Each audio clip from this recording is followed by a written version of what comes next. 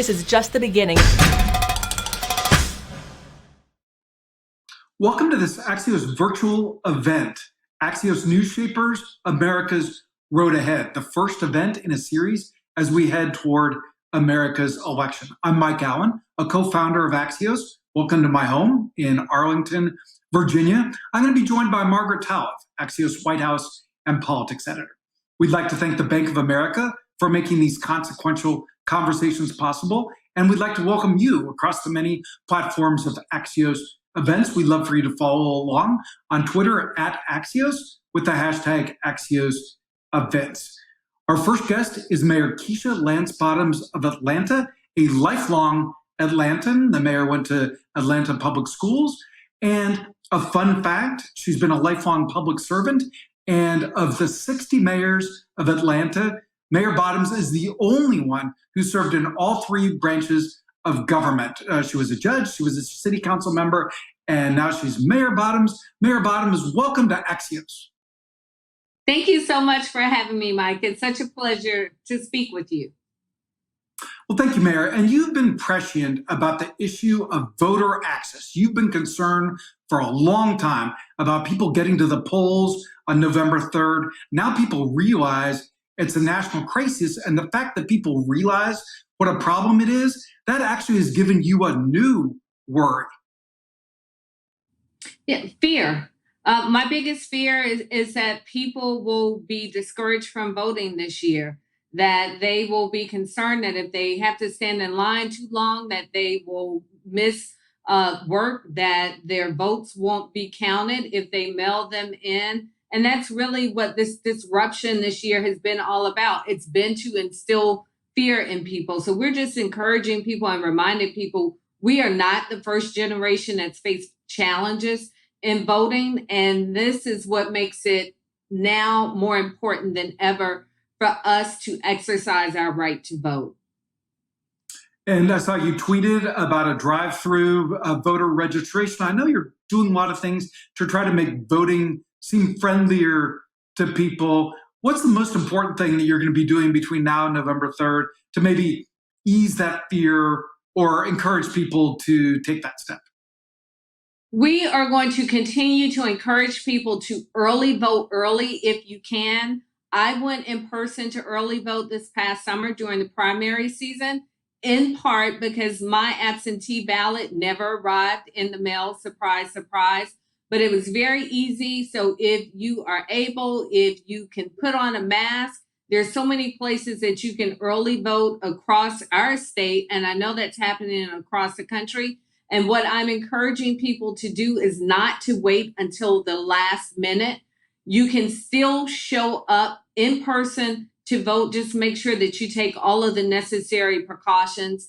And we're also making sure, although our elections are run by our county election department, as a city as a whole, we are making sure that we're giving the resources and support that's needed. There are some other polling places, big polling places that have been opened up in the city of Atlanta, including our State Farm Arena in conjunction with the Atlanta Hawks. So that's something new for us, but also just another opportunity for people to be able to go to a physical place and vote safely, and they don't have to wait until November to do that.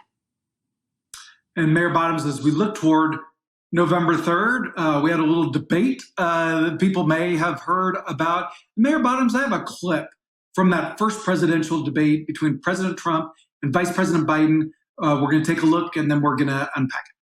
We would have, our suburbs would be gone. By the way, our suburbs would be gone, and you would see problems like you've never seen. He would know a suburb unless he took a wrong turn. Oh, I know suburbs. He would not. So much Wait a minute. I was raised in the suburbs. This is not 1950. All these dog whistles and racism don't work anymore. Suburbs are by and large integrated. There's many people today driving their kids to soccer practice and or to black and white and Hispanic in the same car as there have been any time in the past. What really is a threat to the suburbs and their safety is his failure to deal with COVID. They're dying in the suburbs. His failure to deal with the environment. They're being flooded. They're being burned out because his refusal to do anything. That's why the suburbs are in trouble. I do. Believe it or not, that was one of the more civil exchanges in that debate. Mayor Bottoms, Georgia has suddenly become one of the most watched states. You're working hard for Vice President Biden, Senator Harris. How do you think the debate changed the landscape in Georgia? My hope is that in Georgia, where there's still so many swing voters and even many undecided voters, that this was a visual representation of the trouble that our country is in. That in watching President Trump, we watch someone who refuses to denounce white supremacists again. Let's be reminded, this is not the first time he's refused to denounce them. This is someone who behaves worse than my fourth graders do.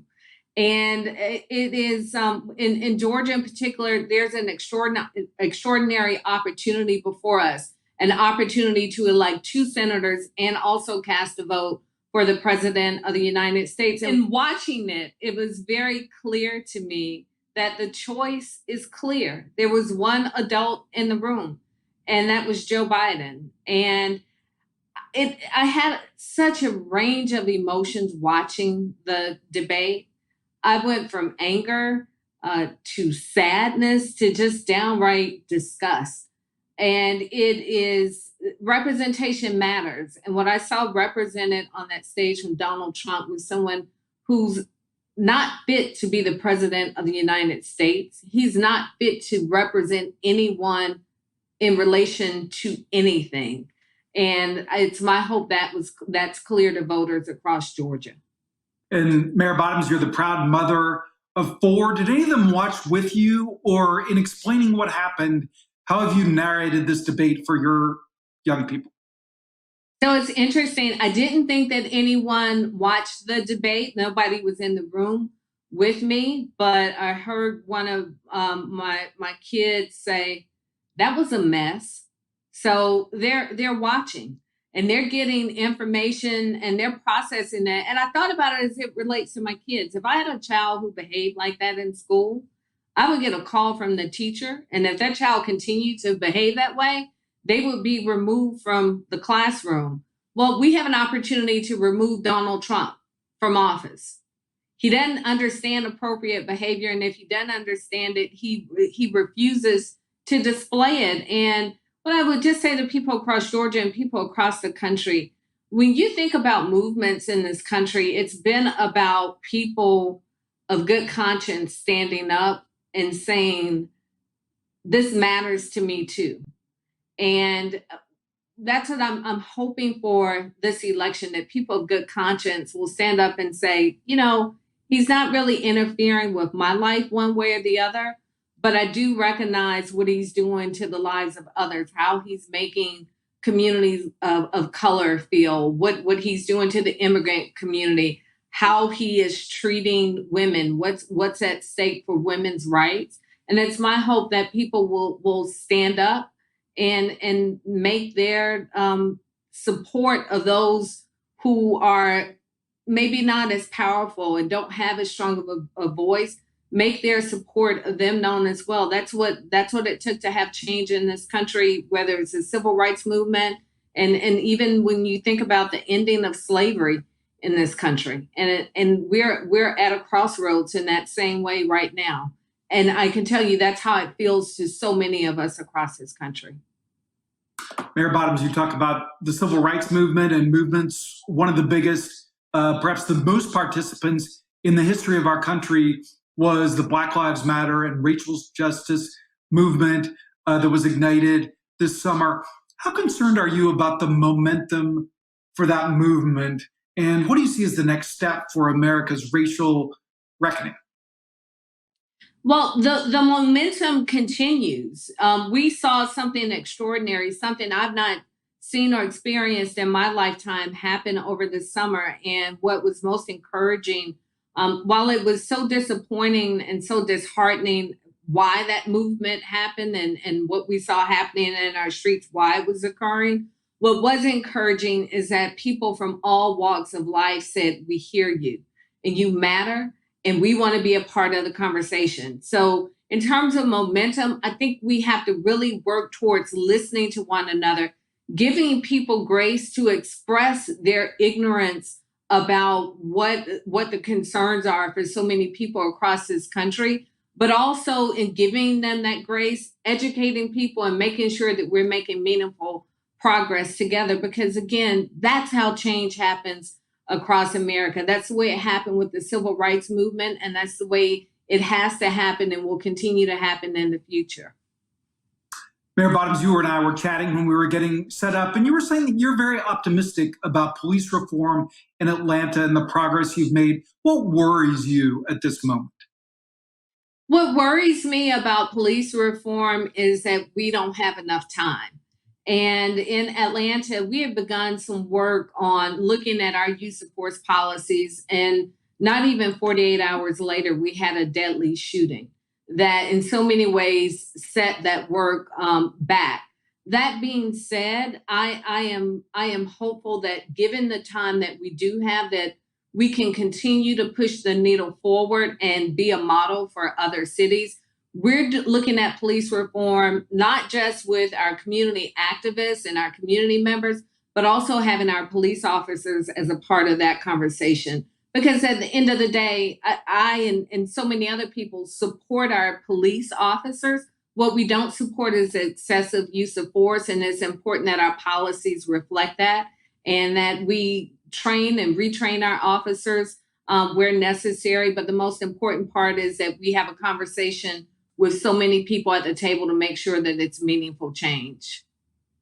And Mayor Bottoms, penultimate question. It's incredible how much you and other local leaders have to say grace over at the moment. You've been spending a lot of time on COVID-19 reopenings. Atlanta now is in phase 2 of a 5-phase reopening. And Mayor, I'd love to ask you what you've learned the hard way, what your learnings about reopenings are for other cities. What I've learned the hard way is that everybody then view COVID in the same way that I do. And by that, I mean, there are some people who are placing economic decisions over community health for whatever the reasons may be. And there are others who just aren't being cognizant of community health. That being said, we've got to take everybody's point of view into consideration and then continue to make the best decisions that we can on behalf of the city. Because for some people, they can't even get to thinking about their health when they're worried about how they're going to keep their lights on. So that consideration is very real. We're going to continue to try and stand in the gap for our communities, whether it be small business loans or passing out food to families in need, whatever is necessary, but also just being thoughtful of where we are with our reopening recommendations, and prayerfully, history will judge us well on this. And Mayor Bottoms, mentioned you're a product of the Atlanta public schools. You have 4 children. What are your forecasts? What do your models show you about when every student might be back in person in the Atlanta public schools? Well, thankfully, our numbers in Georgia are going down. They've been trending downward for a while, and it hadn't been pretty for us to get here, but our governor sued me personally about a mask mandate. But now cities across Georgia have the opportunity to require masks. So I'm very encouraged by that. And I think that has a lot to do with while our numbers are going down. We are slowly seeing many of our school systems transition into reopening. I sent my kids back to school yesterday for the first time. One was homesick today already, not even a day later. And I think, we're going to continue to see these challenges with flu season and all these things that will happen over the next few months. But as long as our numbers continue to trend in the right direction, we'll slowly be able to get back to normal, our now normal, and making sure that our kids are masked up and our teachers are safe from infection. So you're pretty confident that when school starts in fall of 21, that every Atlanta pupil will be in person in their classroom? I am hopeful that will happen. Okay. Mayor Bottoms, as we say goodbye, we'd like to finish with one fun thing. And I understand you've switched up your playlist a little bit. What can you tell us about what you have on repeat at the moment? Well, my 12-year-old has me listening to a lot of Travis Scott lately. So Kendrick Lamar is my go-to. And I love all my Atlanta people, of course, but he's so into Travis Scott right now, it's hard for me to not listen to. Well, Mayor Bottoms, sending karma to your young person who came home sick, and hoping that's short, and wishing you in Atlanta, your great city, the best. Thank you for joining Axios.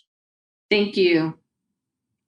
Thank you very much, Mayor Bottoms. Next, we're going to hear from Tony Blinken, Foreign Policy Advisor to Vice President Biden. But first, this video from the Bank of America, who's making these conversations possible.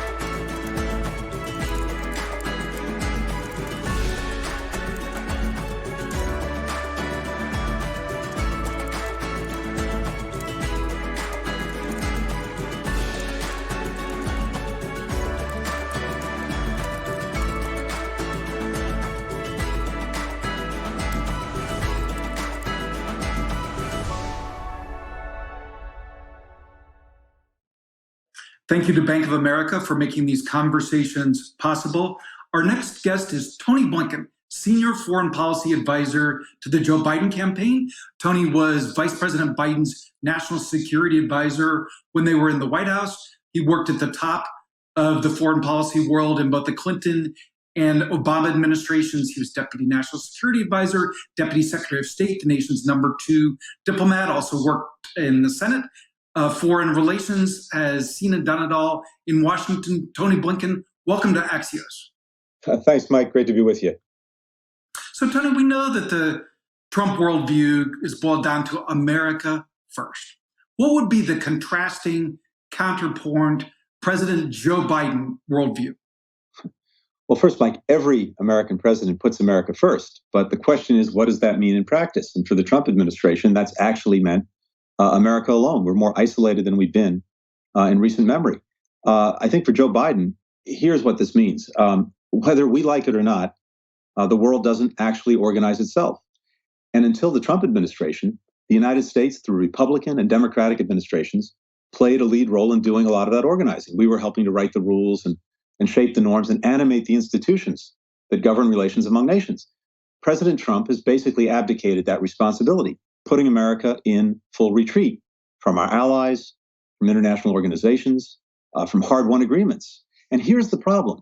When we're not engaged, when we're not leading, then one of two things.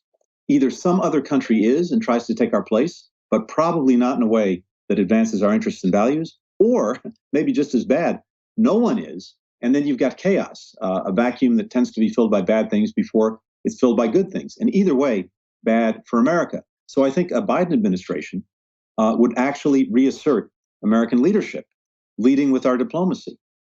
We'd actually show up again, day in, day out, and we'd engage the world not as it was in 2009 or even 2017 when we left office, but as it is, and as we anticipate it's going to become in the coming years. We've got rising powers, all sorts of new actors on the world stage, super empowered by technology and information, who we have to bring along if we're going to make progress. And two final things on this. I think you'd see a Biden administration acting, on the one hand, with some humility, because most of the world's problems are not about us, even though they affect us. We can't just flip a switch and solve them, but also with confidence, because America, at its best, still has a greater capacity than any country on earth to mobilize others in positive collective action. So, Tony, you certainly wouldn't call the Biden doctrine fill the vacuum, but that's a little bit the reality. I'd call the Biden doctrine leadership, cooperation, and democracy, because democracy is the foundation of everything that we need to do. And that means revitalizing our democracy at home, which has been on the receiving end of a 2x4 from President Trump for the last 4 years. But it also means revitalizing the community of democracies around the world, because that's our base, that's our foundation. And especially with the incredibly complex problems we have to deal with, you want your own team to be as strong as possible. Now, Tony, you and I were chatting when we were getting set up here, and you were saying that we're talking about how many hotspots there are in the world that aren't getting attention. And you said there's a lot of ways that the COVID tail could wag the world dog. Tell us what you mean by that. So there are all sorts of things that are happening in part as a result of COVID-19 that we're not focused on, understandably, because we're focused right now, unfortunately, on the disastrous mismanagement of this crisis at home by President Trump. The health aspects, the economic aspects, the fact that folks can't send their kids to school safely. But there are a lot of tails already wagging the dog. We've got potentially an emerging markets debt crisis. We have massive food insecurity. We have a global health crisis because, leaving aside COVID-19 itself, all sorts of programs to keep people healthier are falling by the wayside, vaccination programs. We may have new migratory pressures coming in the wake of COVID-19. So there are a lot of things that are happening now as we're speaking that, frankly, we're not paying much attention to.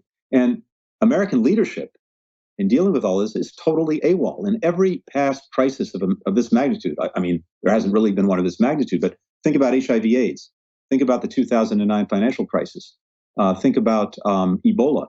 In each and every case, Republican administration, Democratic administration, the United States was leading. We were mobilizing the international community. We were bringing the G7 together, the G20, and taking practical action that was dealing with these problems. None of that is happening now. And so, Tony, what do you mean by migratory pressures? Well, I think we've got we had before COVID-19 probably the most massive movement of people around the world that we've seen, often chased from their homes by violence or deprivation, than we've seen since World War II. We have more people on the move on this planet right up until COVID-19 than at any time since then, about 70 million. If you put them all together in one country, that's bigger than South Korea, that's bigger than Spain. And that's putting tremendous pressure on the receiving countries, as we know, on their social systems, on their infrastructure, on their economic systems. A lot of that could be coming back in a big way once the immediate health crisis subsides. We have to be prepared to deal with that too. Now, Tony, you may have tried to repress it, but there was a presidential debate the other day. And just to revive the memory for you, we're going to play a quick clip. Thanks.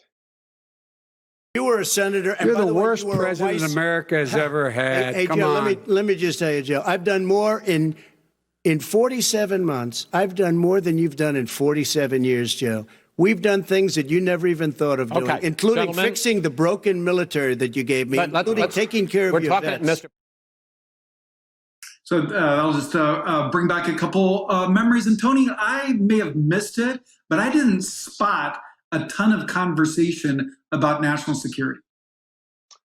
Well, there wasn't. And that's in part because President Trump doesn't want to talk about it, doesn't want to talk about his record. But I'd say two things, Mike. First, my big takeaway from watching that debate is that most Americans watching it, beyond the president's core base, would conclude we can't take another 4 years of this. Enough. And the choice is incredibly clear. For those of us who are movie fans, it's a choice between Bedford Falls and Pottersville. For those of us who are politics fans, it's a choice between A Shining City on the Hill and American Carnage. Literally, that debate showed that who we are and what we want this country to be is on the ballot. But when it comes to some of the practical questions of foreign policy, you're right. It didn't get discussed. It wasn't even, as you know, a topic set out by the moderator. But again, I can understand why President Trump wouldn't want to engage with that. Just look at where we are after 4 years of President Trump in a very practical way. North Korea has more nuclear weapons and more advanced missiles than it did, despite President Trump's exchange of love letters with Kim Jong-un. Iran is closer to the capacity to have a nuclear weapon than it was when President Trump started, because he tore up the Iran nuclear agreement. President Putin is acting with impunity, interfering again, even more vociferously in our elections, and reportedly putting bounties on the heads of American troops in Afghanistan. President Trump does literally nothing about it. He speaks to Putin by his own acknowledgement half a dozen times after getting that report, doesn't even raise it. Our trade deficit with China is higher than it was. It's at an all-time high with Mexico. And then, of course, we've got our closest allies who feel abandoned. We've got a president who can't tell our friends from our foes.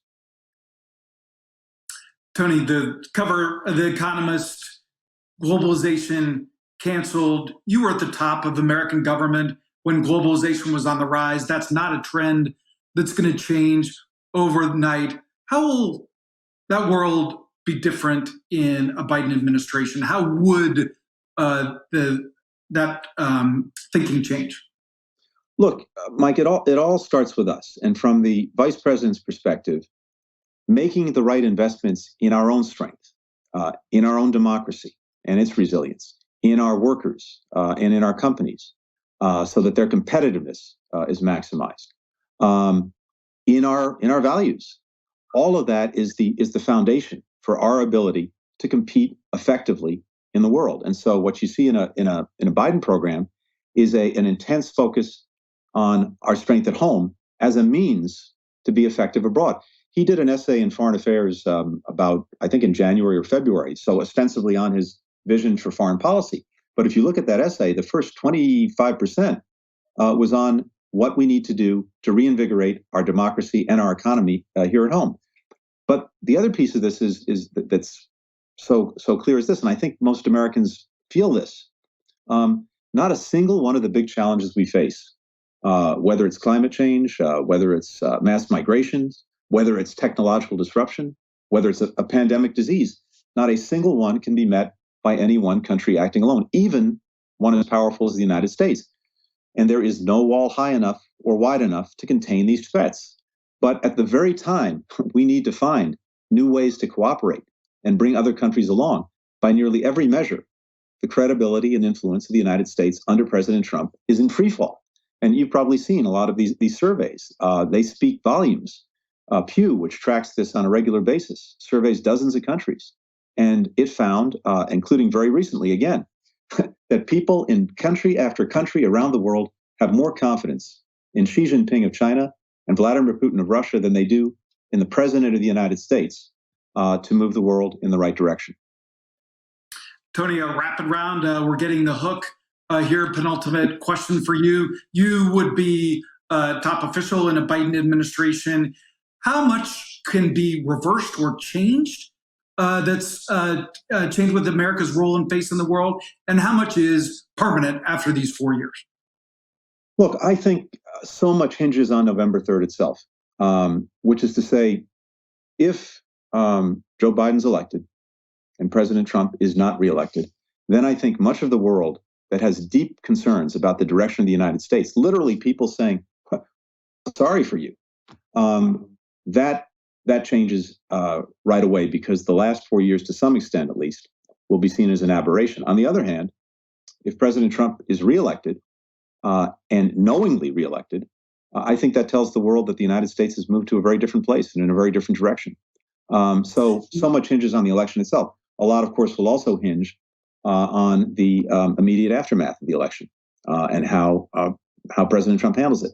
Having said that, and in fairness, a lot of the trends that we've seen that are so destabilizing and disruptive, and that are causing people in country after country to question where the North Star is, those predated President Trump, and they'll probably outlast him. And in many ways, he is symptomatic, more of a symptom and less of a cause, although he's also been an accelerant to a lot of these negative trends. So I think any administration coming after President Trump is going to have to grapple with a lot of systemic challenges and problems that will still be there even when he's gone.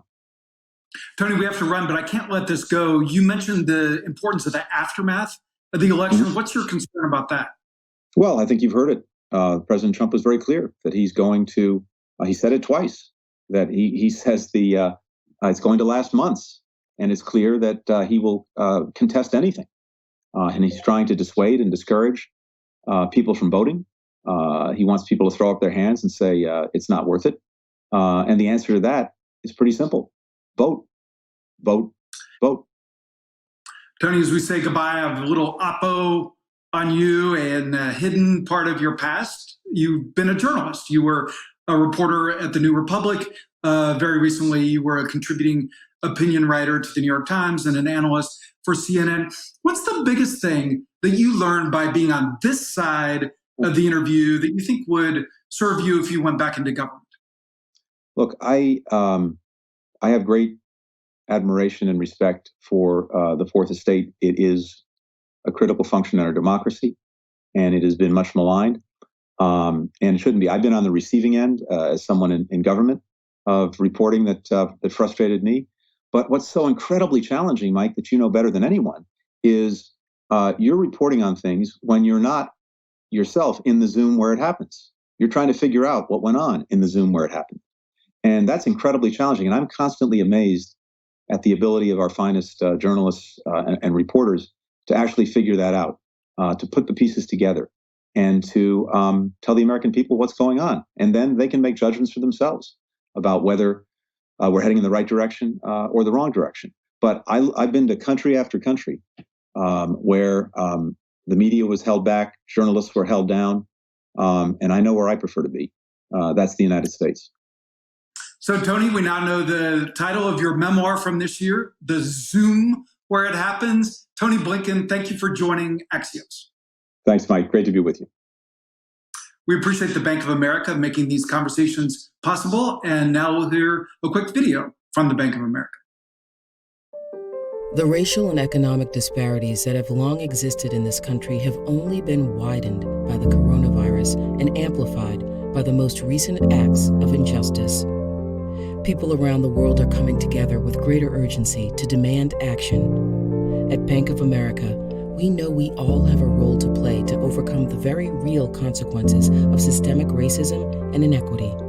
This includes individuals, governments, nonprofits, and the private sector. Racial equality and economic opportunity are deeply connected. That's why Bank of America has committed $1 billion over 4 years to address critical gaps in affordable housing, access to healthcare, employment and job skills, and the resources small businesses need to succeed. We can do more, and we need to do more now to further advance racial equality and economic opportunity for all. Our next guest is Tennessee Senator and member of the Senate Judiciary Committee, Senator Marsha Blackburn, joining us from Washington, D.C. Hi, Senator. Hi there. It's great to be with you. Thanks so much for joining us. I'd like to spend our time to join you. Thank you so much. I'd like to spend our time together today talking a little bit about your thoughts on Joe Biden's debate performance, a little bit about the upcoming confirmation hearings for Amy Coney Barrett, the president's Supreme Court nominee. But first, I want to take you back to the debate hall where you were there in person on Tuesday night. And I'd love for you to share some of your thoughts, starting with a difficult topic. You heard President Trump, a fellow Republican, avoid forcefully calling out white supremacy and then telling the Proud Boys to stand by. And this is a moment that was widely seen by many as encouraging violence or interference with minority voting. And I did get several audience questions ahead of our conversation today asking me to ask you about this. So I'd like to ask you to respond to a couple.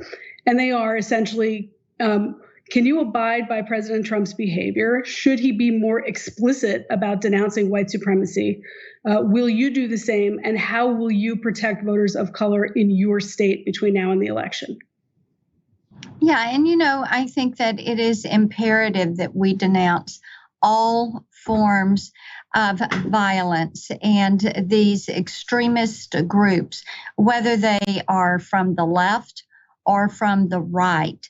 And there is no place for this in civil society, and we should all work to make certain that these groups and organizations are not allowed to foster some of the false claims that they make. And there again, whether it's from the left or the right, any of these forms of extremism, it is just heartbreaking to me to see some of the rioting that is taking place in some of our cities and to hear stories of some of the harm that is taking place in these cities, the fear of children not being able to go outside and to play. So this is an area where we should all agree that this needs to stop.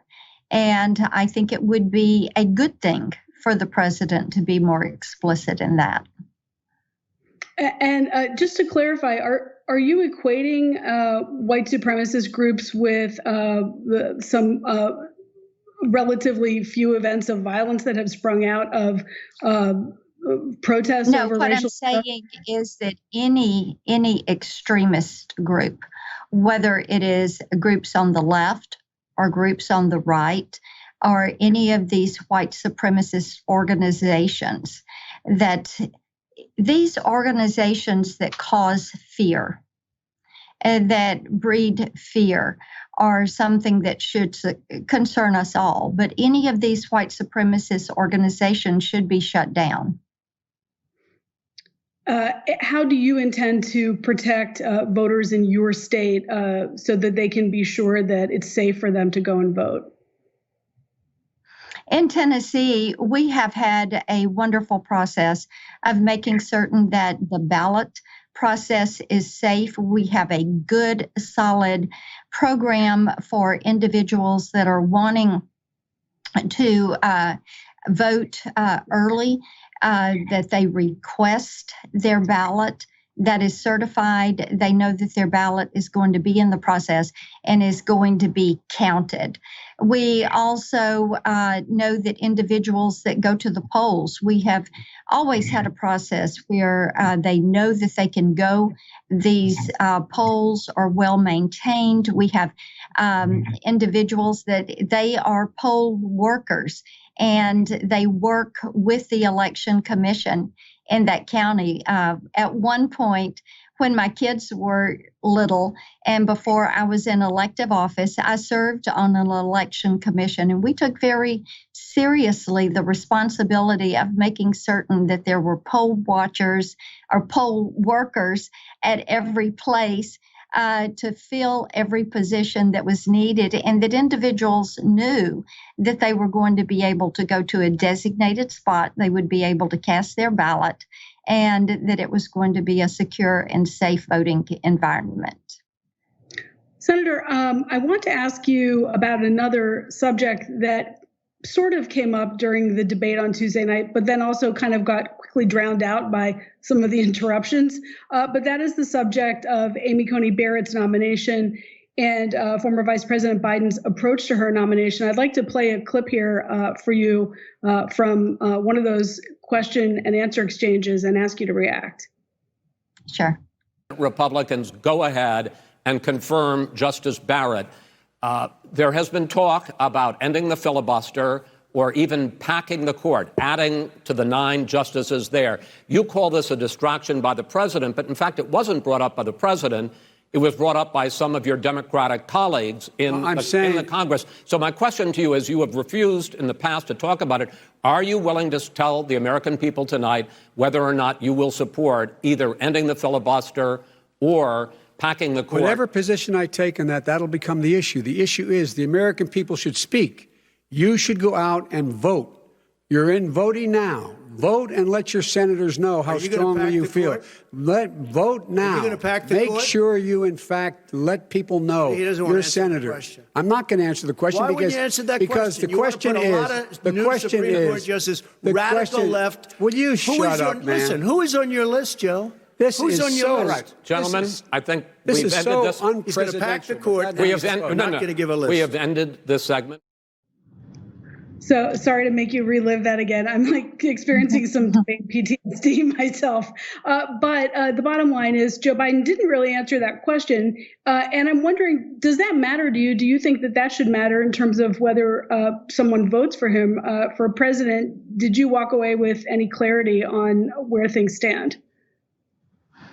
I wish that Joe Biden had answered that question. And I will tell you, I have plenty of friends in Tennessee who are independents and Democrats. And we've talked a good bit about the situation around the Supreme Court, and they have concerns about what would happen if there was court packing and why would they want to change the Supreme Court. I have a good friend who was a big admirer of Justice Ginsburg.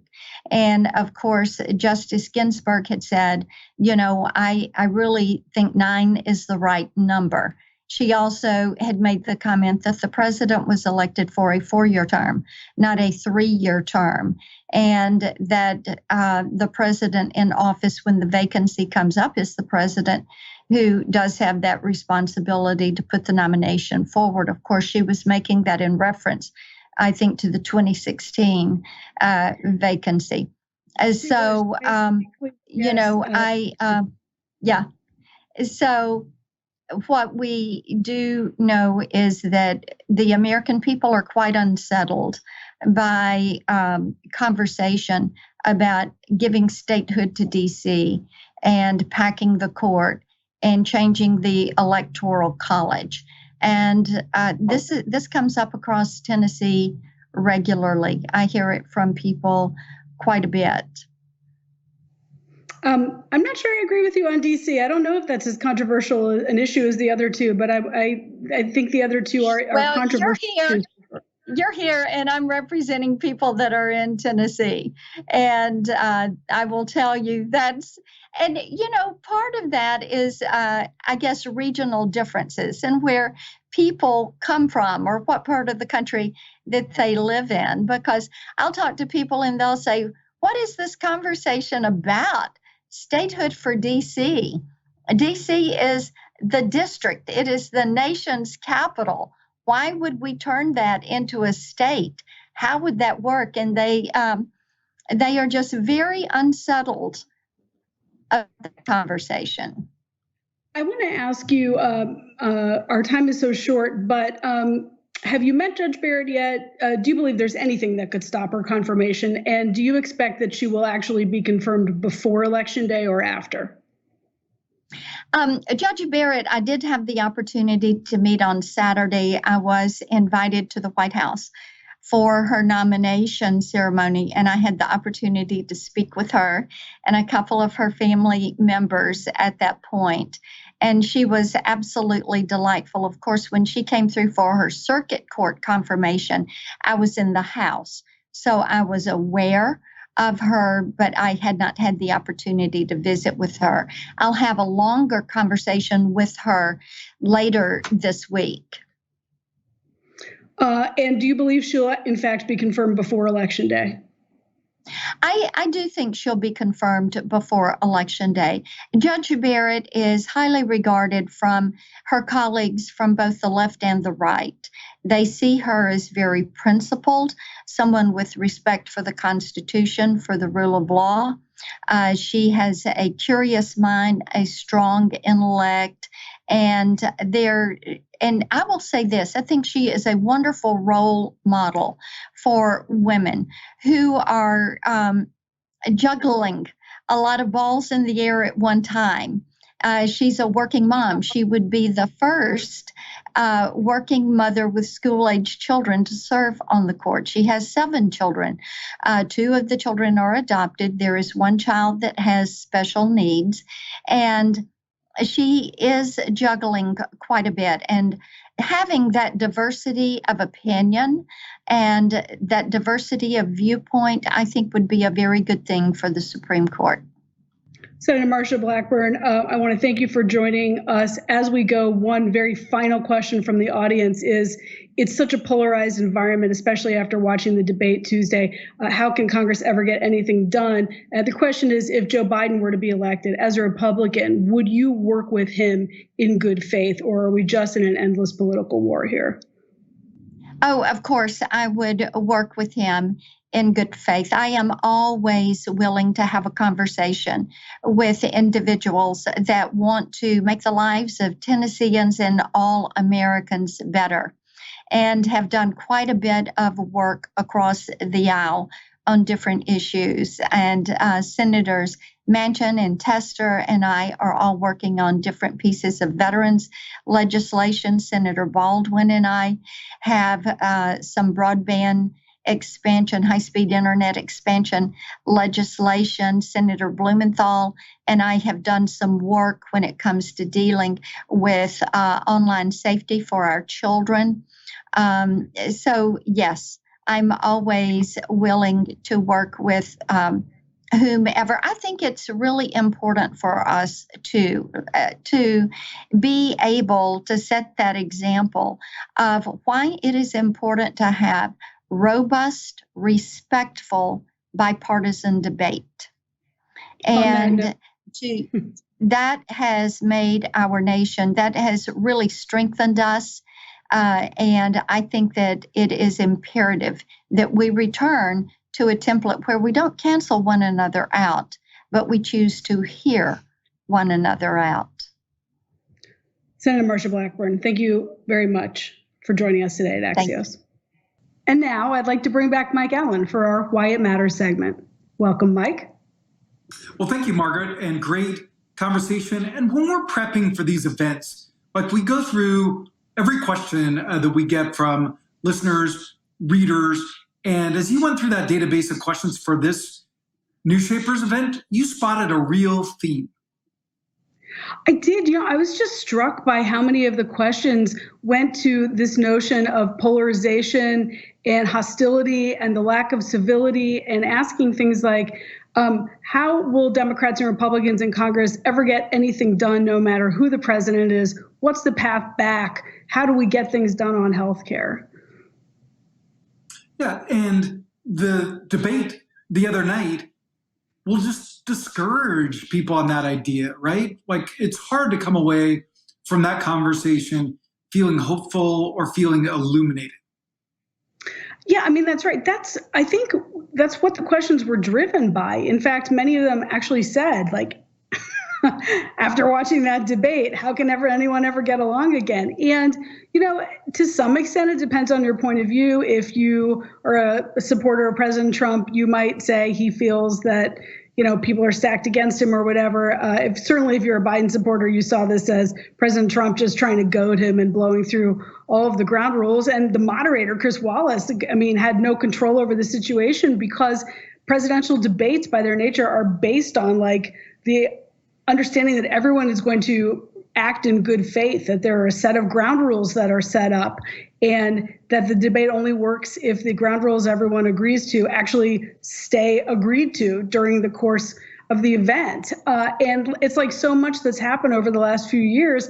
The goalposts move, the set of rules change. These are the rules for having a Supreme Court nomination. Never mind, these are the rules because the leadership has changed. And so, in my conversation with the senator, although she is a faithful Republican and was only measured in her criticism of President Trump on some key issues, you could sort of between the lines, see a real hunger, even on her part, for an ability to talk about bipartisanship, to talk about consensus building, and to reflect that voters in her state expect that and want that, and that perhaps to some degree she would welcome a political climate in which it was more acceptable or possible to do that. Now, Margaret, you covered the White House as a White House reporter. You were in the building every day. Now you run all of Axios' White House and politics coverage. The theme of this News Shapers series is the road ahead, and you know that I'm an optimist. So, Margaret, let's look at the road ahead. What is the most hopeful case for what could get done by the nation's leaders in January 2021? Give a Trump re-elect scenario and a Biden 1.0 scenario. Yeah, I mean, the Trump re-election scenario is that if it is an extremely close election, and if Republican majorities in the Senate shrink, that perhaps the president will feel forced to extend a hand in a different way, although it would really run against the patterns that we've seen for the last 3.5 years. And I think in the case of a Biden election, it depends. The most optimistic scenario is that Biden would return to old Biden of the Senate days, where he wants to reach across the aisle. But the reality, sorry to pour cold water on optimistic Mike, is that he's going to feel tremendous pressure from the left inside his own party, from the progressives that never supported him as their first choice anyway, to break from that mold, to pick up the mantle where President Trump left it off and pursue executive power to push through things that a bipartisan Congress can't do. And so it really depends, I think, on the senators themselves, on that leadership, whether by choice or by sort of political force, to decide that they want to break the model that's gripped us for so many years and change. Yeah, and Margaret, we're already seeing that gravitational pull in the campaign. We're getting a little preview of the phenomenon that you are pointing to. And on the Biden side, on the progressive side, we certainly are. I mean, we're seeing overt warnings to him. Don't mess with the left side of the base just to appease the middle, or our people won't turn out to vote for you. So I think this is a hard pattern to break. I'm not sure if it breaks in January, but I know most Americans wish that it would, and that we could just get on with governance to get through a real time of crisis for this country. So, Margaret, now you're the optimist. Thank you very much for this event and for your great coverage. Thanks for your vote of optimism for my optimism. Thank you very much, Margaret. We'd love to have breakfast with you every day. You can sign up for my newsletter, other Axios newsletters at signup.axios.com, signup.axios.com. We thank the Bank of America for making this series of conversations possible. We'll be back with our next Axios News Shapers October 9th, right after the vice presidential debate. Until then, thank you for joining, and we'll see you on Axios.com.